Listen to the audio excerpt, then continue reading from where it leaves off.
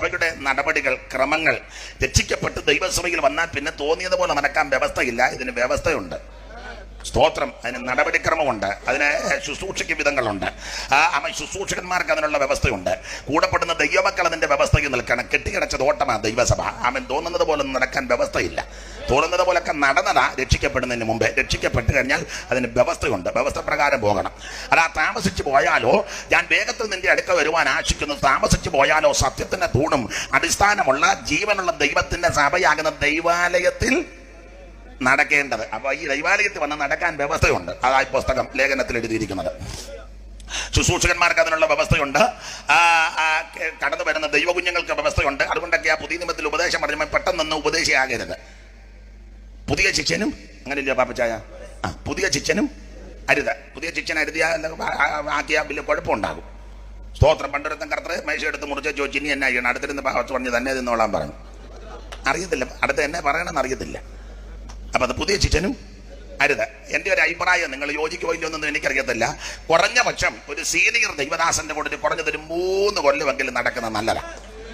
ഈ എല്ലാ സീനിയറിൻ്റെയും കൂടെ പോകരുത്. വിവരമുള്ള സീനിയറുണ്ട്, പ്രായമുള്ള എല്ലാത്തിനും വിവരം വേണമെന്നൊന്നുമില്ല. ഇപ്പോഴും ബോധമില്ലാത്ത ആൾക്കാർ ആണ് ഉണ്ട്. അപ്പം നല്ല അറിവുള്ള പരിജ്ഞാനമുള്ള സീനിയറായ ഒരു ദൈവദാസന്റെ കൂടെ പക്വത വന്ന പരിജ്ഞാനമുള്ള നാടൻ ഭാഷ പറഞ്ഞ ശുശ്രൂഷയിൽ ഇരുത്തം വന്ന ആ ദൈവദാസന്മാരുടെ കൂടെ കണ്ടും കേട്ടും ഒക്കെ നടന്നാൽ ശുശ്രൂഷയ്ക്ക് പിന്നത്തെ കയറിയാൽ എൻ്റെ അഭിപ്രായം പറഞ്ഞാൽ എങ്ങും അങ്ങനെ തോക്കുകയില്ല. സ്തോത്രം. അങ്ങനെയല്ലയോ യോശുവായെ ദൈവം കയറ്റിയത്. സ്തോത്രം. യോശുവായെ മോശയെ കൊണ്ട് നേതൃത്വത്തിൽ കൊണ്ടുവന്നു. ഒറ്റ രാത്രി കൊണ്ട് യോശുവ നേതൃത്വത്തിൽ വന്നതല്ല. ഇതിപ്പോ ഒറ്റ രാത്രി കൊണ്ട് ഉപദേശിയാകുന്ന പുള്ളിക്കാരുണ്ട്. റവയൊക്കെ ആകും. ഒറ്റ രാത്രി കൊണ്ട് അങ്ങ് റവയായി പോവുക. ഒറ്റ രാത്രി കൊണ്ടാകുന്നത്. ചെല്ല പിന്നെ പ്ലെയിനെ വെച്ച് ഓർഡിനേഷൻ കൊടുത്ത് കളയും. കുഞ്ഞുഞ്ഞ് താഴോട്ടിറങ്ങണ്ട, ഇപ്പം കാശുണ്ട്, ഗീച്ചയുണ്ട്, കയ്യുണ്ട്, കുഞ്ഞുഞ്ഞിന് തലയുണ്ട്. എന്നാൽ പിന്നെ എൻ്റെ കൈ അങ്ങോട്ടങ്ങ് പ്ലേറ്റേ വെച്ച് അടുത്ത് തീറ്റിരിക്കുക, കൈ അങ്ങോട്ട് വെച്ച് കാശ് കീശയിലോട്ട് ഇപ്പം തന്നെ ഓടുന്നത്. അങ്ങോട്ട് കയറിയപ്പം കുഴപ്പമില്ലാതെ കയറി, താഴോട്ട് വന്നപ്പം എന്നാ ഒരു അരുതാഴിയ സങ്കീർത്തനം വായിക്കാൻ പോലും അറിയാമെന്ന്. അതുപോട്ടെ, ഞാൻ വിസ്തരിക്കുന്നില്ല. കർത്താവിന് മഹത്വം. അപ്പോൾ ശുശ്രൂഷയ്ക്ക് തന്മയത്വം ഉണ്ടായിരിക്കണം. മോശയുടെ കൈക്ക് വെള്ളം ഒഴിച്ചു കൊടുത്തയാളാ യോശുവ. ഒറ്റ രാത്രി കൊണ്ട് നേതൃത്വത്തിൽ വന്നതല്ല. വളരെ പ്രാർത്ഥിച്ച നിയോഗത്തോടെ മോശ യോശുവയെ നേതൃത്വത്തിൽ കൊണ്ടുവന്ന. ഇന്നത്തെ പെന്തിക്കോസിന്റെ അല്ലെങ്കിൽ ആത്മീയ ലോകത്തിന്റെ കീഴ്വഴക്കം അനുസരിച്ച് സൂക്ഷം മോശ കഴിഞ്ഞാൽ ഗർശോമാ വരേണ്ടത്. കാരണം മക്കത്തായോ മരുമക്കത്തായോമായി ഇപ്പം സഭയ്ക്കകത്ത് നടക്കുന്നത്. മക്കത്തായോ അപ്പൻ സെൻട്രൽ പാസ്റ്റർ ആണേ മോനെ ഉടനെ സെൻട്രൽ പാസ്റ്റർ ആക്കുക. അതിപ്പം വിളിക്കുവോ വിളിക്കാതിരിക്കോ? അപ്പം വിളിക്കും. തോമാച്ചങ്ങ് സെൻട്രൽ പപ്പ എന്നെ ദൈവം വിളിനെ വിളിച്ചോളൂ, ഞാനായിപ്പം നിന്നെ വിളിച്ച് വരാൻ പറയും. എന്നാൽ വിളിയുള്ള മക്കളും ഉണ്ട്. അവരെ ഓർത്ത് ദൈവത്തിന് മഹത്വം. വിളിയുള്ളവൻ ഈ വേലയ്ക്കാകണം. അപ്പൻ പാസ്റ്റർ ആയതുകൊണ്ട് മോൻ പാസ്റ്റർ ആണെന്നങ്ങനെ വേറെ പുതിയ നിയമത്തിൽ പ്രമാണമല്ല. അത് അകരൂന്യ പൗരോഹിത്യമാണ്. പുതിയ നിയമത്തിലെ പൗരോഹിത്യം മൽക്കിസെദെക്കിന്റെ ക്രമപ്രകാരമുള്ള പൗരോഹിത്യമാണ്. പണ്ടത്തെ ആ പാരമ്പര്യം. അത് പോട്ടെ. അപ്പോൾ വിളിയുള്ളവര് മക്കളാന്നേലും മരുമക്കളാന്നേലും അപ്പനാന്നേലും സഹോദരങ്ങളാന്നേലും വിളിയുള്ളവനെ ശുശ്രൂഷ ഏറ്റെടുക്കണം. വിളിയില്ലാത്തവന് കൊടുത്തു കഴിഞ്ഞാൽ കുഴയും, സഭ കുഴയും. അങ്ങനെയൊക്കെ ഒത്തിരി സ്ഥലം കുഴഞ്ഞിട്ടുണ്ട്. കുഴയാതിരിക്കാനാണ് ഈ പറയുന്നത്. അപ്പോൾ ഇന്നത്തെ രീതി അനുസരിച്ചാണെങ്കിൽ മോശ മാറിക്കഴിഞ്ഞാൽ സൂക്ഷം ഗർശോം കയറേണ്ടതാ. പക്ഷെ മോശ ഗർശോമിനെ കയറ്റിയില്ല, യോശുവയെ കൊണ്ടുവന്നു. ഈ യോശുവ ഒറ്റ രാത്രി കൊണ്ട് നേതൃത്വത്തിൽ വന്നതല്ല. നമ്മൾ നോക്കുമ്പോൾ പുള്ളി സൂട്ടുമൊക്കെ ഇട്ട് നിൽക്കുന്ന നേതൃത്വത്തിൽ അല്ല. ഇതിന്റെ പിൻപിൽ ചില വിഷയങ്ങളുണ്ട്. എന്താ? 1-2 വാക്യം വായിച്ചേ. 33:11 പുറപ്പാട് 33:11.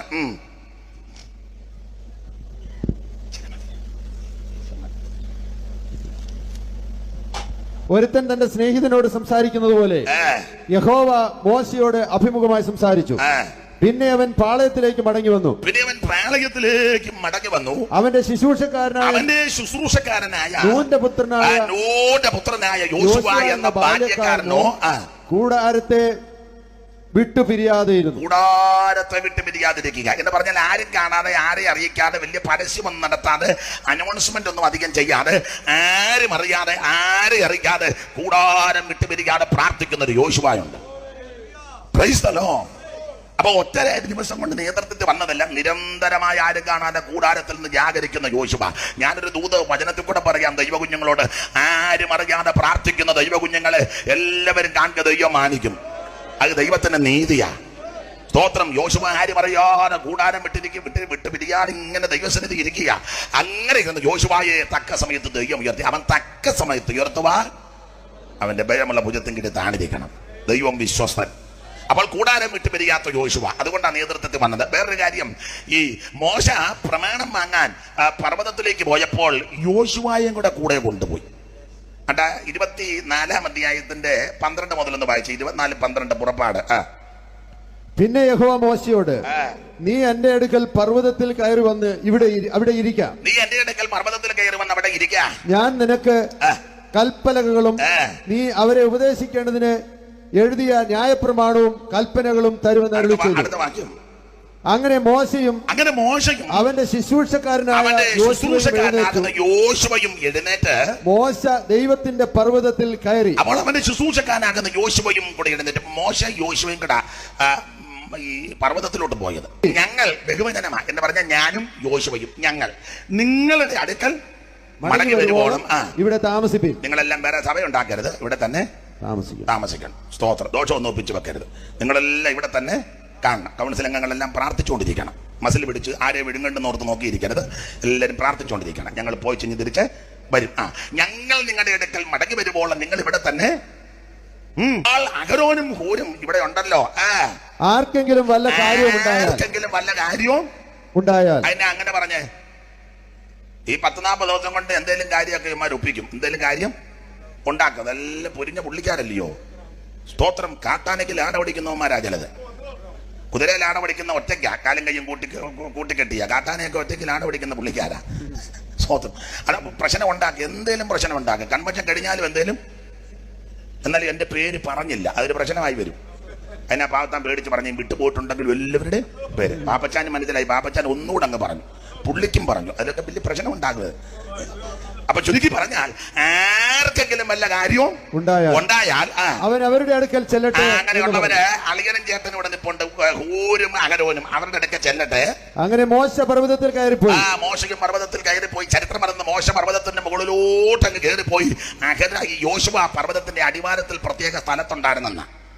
അപ്പൊ ചേട്ടനെ അളിയനെയും മേളിലോട്ട് കൊണ്ടുപോയില്ല. അതിന് ഞാൻ എന്താ പറയാ, ഈ ചില അളിയനെ ഒന്നും കൊണ്ടുപോകാനൊക്കത്തില്ല. അല്ലെ മറ്റേ അളിയൻ ഒത്തിരി മേളിലോട്ട് പോകുന്നത് മറ്റേ അളിയന് ഇഷ്ടമല്ല. അളിയൻ പിടിച്ച് വലിക്കും. നമുക്ക് അളിയനെയൊക്കെ നന്നായിട്ട് അറിയാം. അപ്പം പറയാം അളിയൻ അത്ര അങ്ങനെ മേലോട്ട് പോകണ്ട. പകുതി എല്ലുമ്പം മറ്റേ അളിയൻ പിടിച്ച് വലിക്കും. അതുകൊണ്ട് ഈ അളിയൻ അറിയാം മറ്റേ അളിയൻ വലിക്കുന്ന അളിയനാണ്. അതുകൊണ്ട് പോകാൻ നേരത്ത് പറഞ്ഞ് അളിയൻ ഇവിടെ നിന്നാൽ മതി, ഞാനങ്ങ് പൊക്കോളാന്ന് പറഞ്ഞു. എല്ലാ അളിയനെയും എല്ലായിടത്തും കൊണ്ടുപോകാൻ അപ്പോൾ അളിയനോടും ചേട്ടനോടും പറഞ്ഞു ഇവിടെ ഇരുന്നാൽ മതി, നിങ്ങൾ പാളയത്തിൽ നിൽക്കേ, ഞാനും യോശുവയും പോയ. അങ്ങനെ മോശ പർവ്വതത്തിന്റെ പൊട്ടുപൊട്ടിയിൽ കയറി. അവിടെ ദൈവസാന്നിധ്യം വെളിപ്പെട്ടു. യോശുവ പർവ്വതത്തിന്റെ അടിവാരത്തിൽ നിന്ന. അപ്പൊ ഒരു ചരിത്രം പറഞ്ഞത് 40 ദിവസം മോശ ദൈവസന്നിധിയിൽ ഭക്ഷണം പിടിഞ്ഞ് വെള്ളം കുടിക്കാൻ ആഹാരം കഴിക്കാൻ. അതുകൊണ്ട് യോശുവായി വരുന്ന 40 മോശ അവിടെ. കാരണം പർവ്വതത്തിൽ അടുക്കാനും തൊടാനും ഒക്കത്തില്ല. മൃഗം പോലും വന്ന് തൊട്ടേക്കരുത്, അത്രയ്ക്ക് വേർപാടാ. അപ്പോൾ മോശ മുകളിൽ 40 ഇരുന്നപ്പോൾ വാക്യമില്ലെങ്കിൽ ചരിത്രം വന്നത് യോശുവയും 40 ഇരുന്നെന്ന. മോശ വെള്ളം കുടിച്ചില്ല, യോശുവയും കുടിച്ചില്ല. മോശ ഭക്ഷണം കഴിച്ചില്ല, യോശുവയും കഴിച്ചില്ല.